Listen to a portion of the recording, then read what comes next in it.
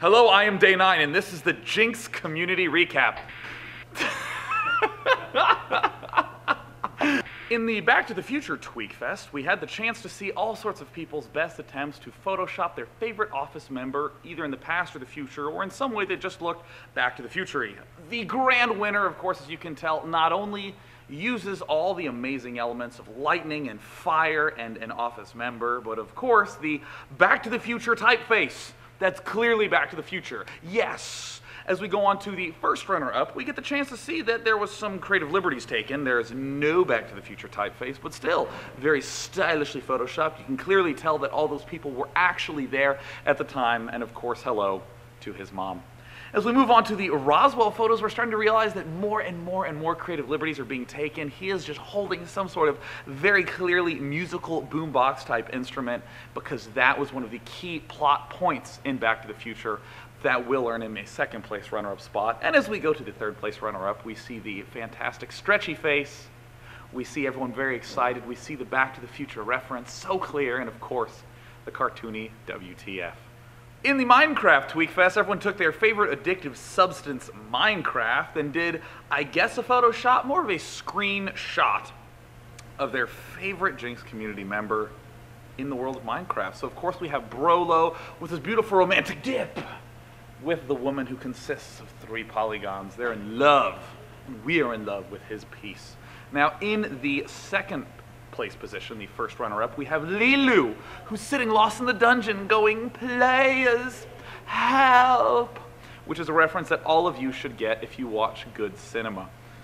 So congratulations to our first runner-up. In the second runner-up position, we have Oracle punching, because you punch trees and get wood. And of course, in the top left corner, I love the whoa that's just hanging out there, because that is exactly how we felt when we saw it.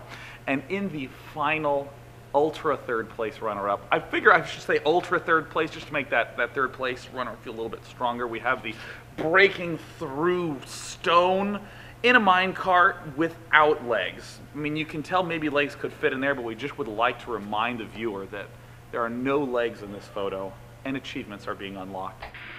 I've been playing Infamous again. I love Infamous as a game. So let me just note there, because there's the sort of gamers who kind of have their little identity things, you know, like, oh, are you an FPS gamer or an RPG gamer or a real-time strategy gamer? And they talk weird. What's with that? There's even people who do like the casual, like the little iPhone thumb games and that sort of stuff. But I would describe myself as somebody who likes twitchy games. I like games where tweaking is an applicable skill set. Angry Birds, it's not about tweaking. I tweak when I play it. I'm like, let's do this level. Just launching birds willy-nilly. And even though I don't win with a high as percentage, like it might maybe take me 6 times to beat a level, I still do my 6 times faster than you do your 1 time. Just saying, slowpoke. Why don't you spam a little more? But anyway, so I like Infamous because it's like all real time. We're all wandering around the city, jumping, blasting stuff, throwing grenades. So it's very fast-paced, snappy action. And I was wanting a little more of that because I read books recently, and books are not so Twitch action reflex friendly. I wasn't like, let's turn the page. Oh, can't anybody turn the page as fast as I? Because I'm also a really slow reader, and I get distracted, so I have to like reread paragraphs. So the adrenaline that is constantly coursing through my bones was having no outlet. So then I went and played Infamous, and it's great because the voice acting is very gruff. This is Cole. I have to transfer the package, because he's supposed to be tough. So they just got a chain smoker to do the voice acting and smoke while doing the voice acting to make it sound extra bold. The one thing that does drive me nuts about the game is that you have a girlfriend in the game. I'm not done. I'm not done. It's like, you have a girlfriend in the game, which drives me nuts, because that's not the way that things normally go for a gamer. But okay, so you have a girlfriend in the game, and she is a bitch.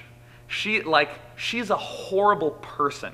She's like nasty, and she doesn't love you, and she accuses you of like killing your sister. And like, if my girlfriend, who actually doesn't exist, but suppose I had a girlfriend, my girlfriend, if she was like, you killed my sister, I'd be like, no, I didn't. Yes, you did. Be like, we probably shouldn't date if you think I killed your sister. This is very uncomfortable. I would axe it, seriously. I would totally just brush that off the side of my plate of things to do. But like, in the game, the character Cole, he's like, no, I'm so sorry, I understand if you think I killed your sister. I'm like, why are you being so understanding of this girl? She just, leave her. There's a million other girls in this city because they're under quarantine. They're not going anywhere. There's a plague.